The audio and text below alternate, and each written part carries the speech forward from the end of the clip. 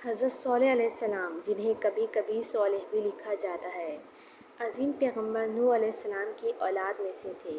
آپ کو اللہ کی طرف سے قوم سمود کی طرف بھیجا گیا، جو عرب میں واقع الحجر میں رہتی تھی۔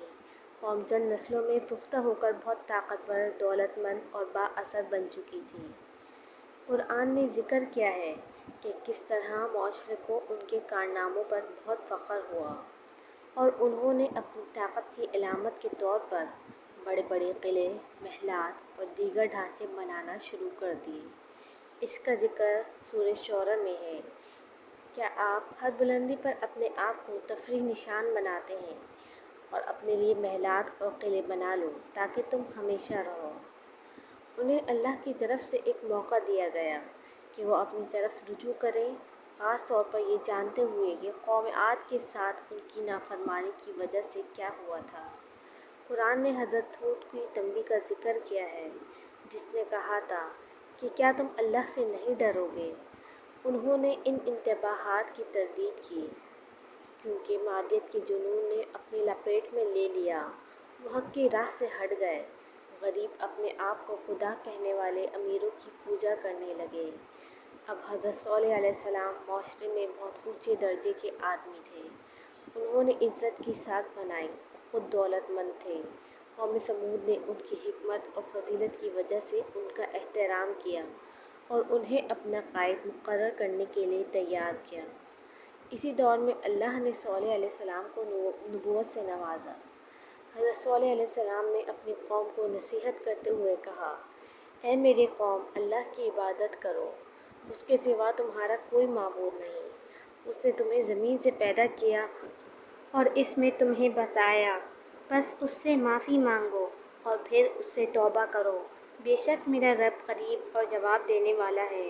حضرت صالح علیہ السلام لوگوں کو اپنی اطاعت اور اللہ سے ڈرنے اور عبادت کرنے کی تلقین کرتے رہے، لیکن انہوں نے جواب دیا، اے صالح، آپ اس سے پہلے ہم میں سے ایک وعدہ بند آدمی تھے۔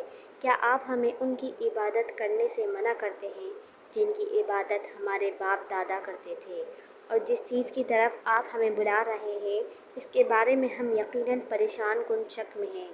تاہم غریبوں میں سے بہت کم لوگوں نے پیروی کی اور دائرہ اسلام میں داخل ہوئے، جبکہ اکثریت نے صالح علیہ السلام کو ملامت کی۔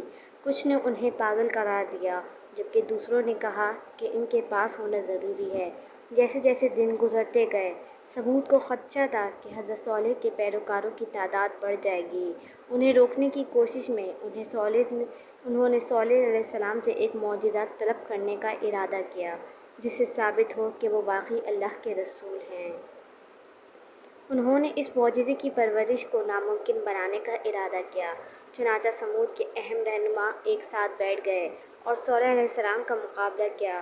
انہوں نے خاص طور پر ایک بہت بڑی چٹان کی طرف اشارہ کیا اور صالح سے مطالبہ کیا کہ وہ اس سے ایک اونٹنی نکالے جو بہت لمبی، بہت اون، پرکشش اور 10 ماہ کی حاملہ ہو۔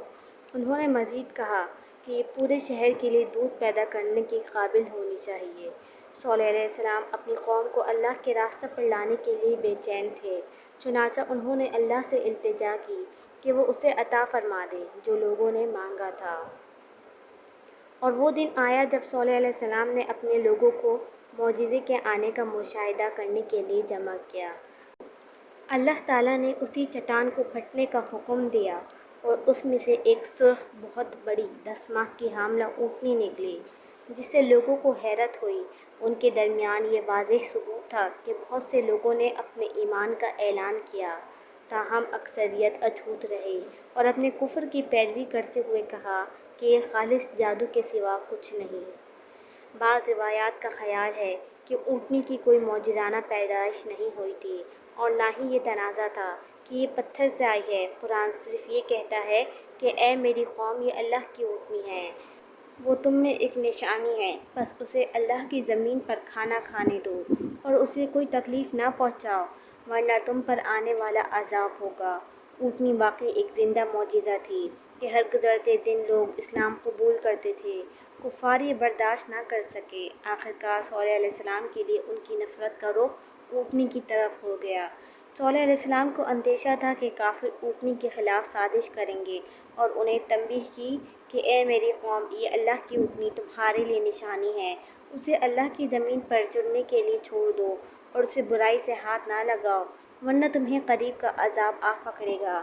سمود نے ابتدا میں اونٹنی کو اپنی زمین پر چرنے اور عام کنویں سے پینے کی اجازت دی، لیکن یہ مختصر مدت کے لیے تھا۔ سمود کے ناراض ہونے میں زیادہ عرصہ نہیں گزرا تھا کہ مومنین نے اپنے ایمان میں اضافہ دیکھا، جبکہ کافروں کی نفرت اس حد تک بڑھ گئی کہ انہوں نے اونٹنی کو مارنے کی سازشیں شروع کر دیں۔ شہر کے تمام کافروں کی حمایت سے 9 آدمی اونٹنی کو مارنے کے لیے نکلے۔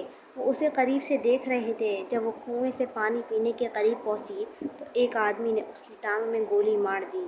اس طرح وہ فرار ہونے میں رکاوٹ بن گئی۔ دوسرے فوراً آگے بڑھے اور اس کے جسم پر تلوار مار کر اسے مار ڈالا۔ شہر کے لوگوں نے اسے ایک واضح فتح کے طور پر دیکھا اور مردوں کے لیے زور سے خوشی کا اظہار کیا۔ وہ اونٹنی کو ذبح کرنے اور اس کا گوشت کھانے چلے گئے۔ جب صالح علیہ السلام کو یہ خبر ملی تو انہوں نے لوگوں کو خبردار کرنے کے لیے جلدی کی، لیکن بہت دیر ہو چکی تھی۔ لوگوں نے اس کا مذاق اڑاتے ہوئے کہا کہ اے صالح، اگر تم رسولوں میں سے ہو تو ہمارے پاس وہ وعدہ لے آؤ جو تم ہم سے کرتے ہو۔ صالح علیہ السلام نے جواب دیا، 3 دن تک اپنے گھروں میں مزے کرو، یہ ایک ایسا وعدہ ہے جس سے انکار نہیں کیا جائے گا۔ کافروں نے صالح علیہ السلام کو طعنہ دیا اور کہا کہ سزا میں جلدی کرو۔ حضرت صالح علیہ السلام نے فرمایا، اے میری قوم، تم بھلائی کے بجائے برائی کے لیے کیوں بے صبری کرتے ہو؟ تم اللہ سے معافی کیوں نہیں مانگتے تاکہ تم پر رحم کیا جائے؟ عوام نے کوئی دھیان نہیں دیا، وہ صرف مشتعل ہوئے اور حضرت صالح علیہ السلام کو قتل کرنے کی سازش کرنے لگے۔ 9 آدمی اکٹھے ہوئے اور آپس میں بات چیت کی، اللہ کی قسم کھا لو کہ ہم اسے اور اس کے گھر والوں کو راتوں رات قتل کر دیں گے، پھر ہم اس کے انجام کار سے کہیں گے کہ ہم اس کے خاندان کی تباہی کا مشاہدہ نہیں کیا اور ہم سچے ہیں۔ اسی دوران اللہ تعالیٰ نے قوم سمود کے لیے ایک منصوبہ بنایا اور انہوں نے ایک منصوبہ بنایا اور ہم نے ایک منصوبہ بنایا، جبکہ وہ نہیں سمجھتے تھے۔ القرآن۔ چنانچہ اس نے صالح علیہ السلام کو اپنے پیروکاروں کو جمع کرنے اور شہر چھوڑنے کا حکم دیا۔ لوگ اس سے چھٹکارا پا کر بہت خوش تھے۔ وہ صالح علیہ السلام کے انتباہ سے بے چین تھے۔ سمود کے پاس بہترین کاریگری تھی کہ انہوں نے پہاڑوں کی گھنی چٹان سے اپنے مکانات تراشے تھے۔ اس سے وہ خود کو محفوظ محسوس کرتے تھے۔ انہیں یقین تھا کہ ان کے چٹانی قلعے انہیں تمام آفات سے محفوظ رکھیں گے۔ صالح علیہ السلام کے انتباہ کے 3 دن بعد کڑک ہوا بھر گئی۔ اس کے بعد شدید زلزلہ آیا جس نے پورے قبیلے اور اس کے وطن کو تباہ کر دیا۔ زمین پرتشدد سے ہل گئی، اس میں موجود تمام جانداروں کو تباہ کر دیا۔ ایک زبردست چیخ تھی جو بمشکل ختم ہوئی تھی جب صالح علیہ السلام کی قوم کے کفار کو ایک ہی وقت میں مارا گیا۔ نہ ان کی مضبوط عمارتیں اور نہ ہی ان کے چٹان تراشے ہوئے گھر ان کی حفاظت کر سکے۔ اس دن کفار سمود کا کوئی ساتھی نہ تھا۔ ان پر اللہ کا غضب نازل ہوا جس کی وجہ سے وہ تباہ ہو گئے، اس سے پہلے کہ وہ سمجھ سکیں کہ کیا ہو رہا ہے۔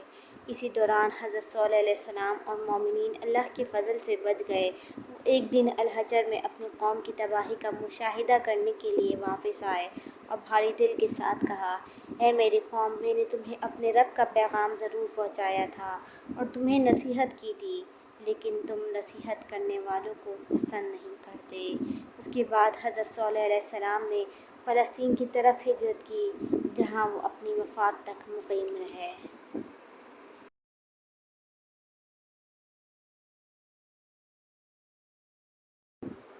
مزید واقعات سننے کے لیے ہمارے چینل کو سبسکرائب کر دیجیے گا تاکہ آپ کو ہماری آنے والی ہر ویڈیو مل سکے۔